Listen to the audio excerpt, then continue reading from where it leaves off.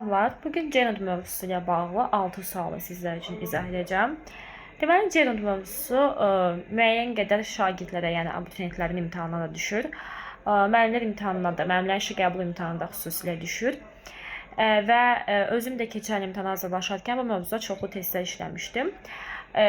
Xüsusilə də sevmədiyim bir mövzuydu, lakin bir o qədər də rahatdır. Düzgün metodika ilə. Deməli, baxırıq birinci suala. Ümumiyyətlə bizdən aşağıdakı testlərdə düzgün gerund işlənmiş cümlələri seçmək tələb olunur.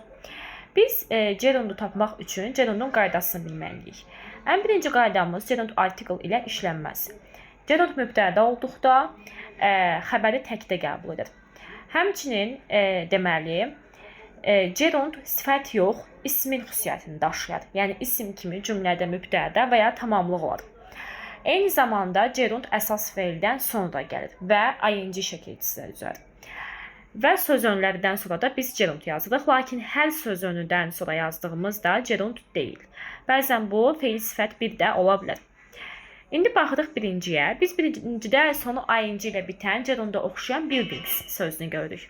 Bilməliyik ki, buildings kökü build feilidir, tikmək. Building isə tikili deməkdir, bina deməkdir. Yəni bu gerund yox, feili isimdir. Azərbaycan dilində feildən isim düzəldiyi kimi ingilis dilində də belə sözlər var. Yəni bu düzəltmə isimdir. Gerund deyil. İkincidə biz cümləmizin ing ilə başlandığını, xəbərin isə sonunda s olmağına görə təkdə olduğunu görürük. Yəni sənədi oxumaq vacib idi. Cümlə bu şəkildədir. Burada da gerund mübtədanın tərkibi hissəsi kimi çıxış edir. Nə vacib idi? Sənədi oxumaq, məsdər kəlt kimi düzəldib. Elə Azərbaycan dilində də gerund yoxdur deyə məsdər tərkibi, məsdər kimi çıxış edir. Yəni belə oxşada bilərik biz. Xəbər təkdə olduğu üçün biz ikincini gerund kimi götürürük. Üçdə isə biz baxırıq ki, bəli, xəbərimiz təkdədir. Lakin bu hər zaman ing-li sözün gerund olduğu mənasına, anlamına gəlmir. Baxırıq ki, meeting sözü var. Baxın, meeting sözü, meet görüşmək, ing şəkilçisi düzəlmiş görüş, iclas deməkdir. Yəni isimdir. Feildən düzələn isim olduğu üçün üçüncü də bizim işimizə yaramır. Deməli, bizim növbəti iclasımız yəni da çox vacibdir. Çox vacib əhəmiyyəti var da deyə bilərik. Və burada feil isim kimi çıxış edir. Gerund kimi çıxış etmir. Dördüncüyə baxırıq ki, interesting bildiyimiz kimi maraqlı deməkdir və sifətdir. Beşincidə isə biz for sözünü gördük və fordan sonra da kökü feil olan, ümumiyyətlə gerundun kökü feildir. Feil olan coming sözünü gördük ki, digər bir feildən sonra işlənir. I am sorry for coming late. Gec gəldiyimə görə üzr istəyirəm, üzgünəm. Doğru cavab olacaq 2 və 5. Gəlin baxaq ikinci suala. İkinci sualda biz yenə without sözünü görürük. Sözündən sonra istifadə etdiyimiz studying, yəni ing-li söz gerund hesab olunur. İkinciyə baxırıq, beginning sözü bizi çaşdırmasın. Beginning başlamaq sözündən yaranmış başlanğıc sözüdür. Yəni feildən düzəlmiş isim, feil isimdir. Üçüncüyə baxırıq. Üçüncüdə biz keçmiş davam edici zaman formasının sualda işlənmiş versiyasını görürük. Keçmiş zamanın to be-si və feilin sonunda ing. Ümumiyyətlə zaman, yəni zaman olaraq düzəlmiş davam edici zaman forması ing-lər gerunda qarışmır. Gerund hesab edilmir. Dördüncüyə baxırıq. Dördüncüdə Annanın gəlişi, daha doğrusu gedişi deyilir və demişdik ki, gerund mübtəda və ya tamamlıq olur. Deməli, ismi xüsusiyyətləri daşıyır. Burada da apostrof s-dən sonra gerund gəlir. Bəli, yəni yəli haldan sonra gerund işlədə bilirik. Buna görə də dördüncüdə gerund hesab olunacaq.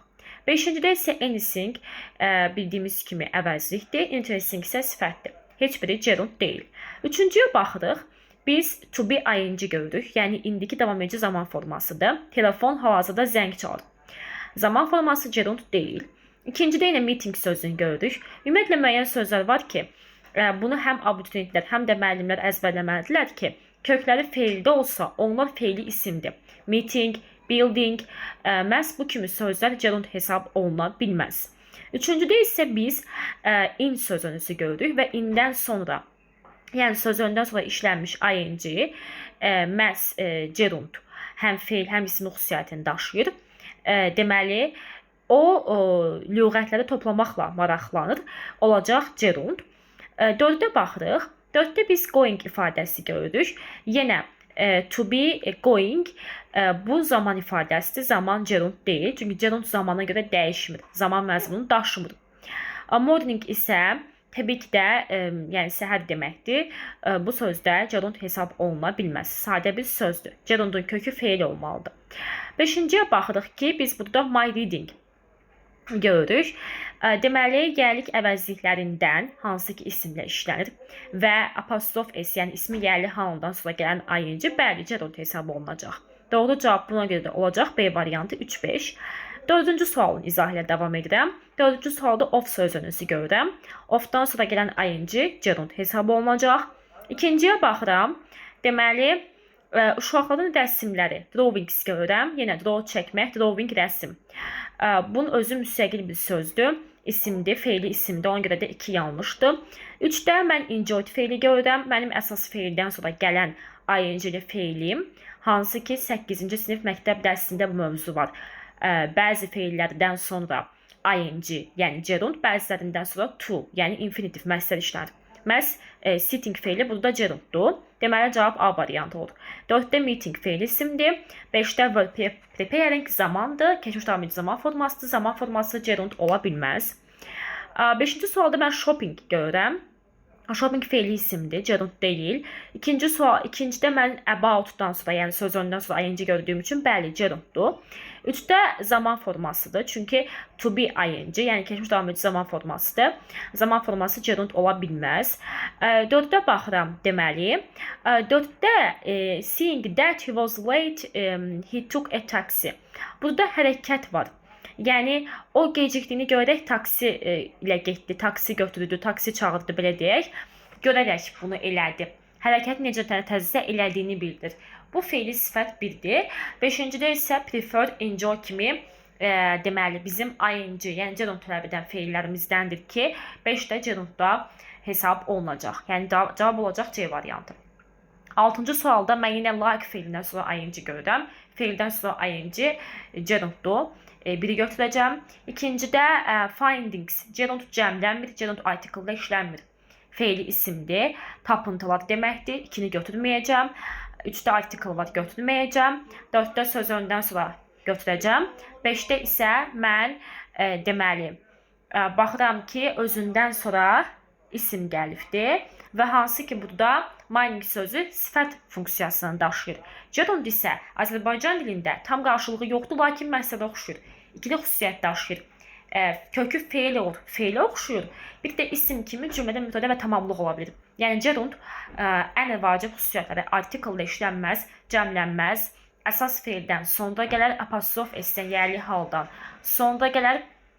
Bir şərtlə ki, yerli haldan sonra gələndə özündən sonra başqa isim gəlməsin. Yəni özündən sonra isim götürmür.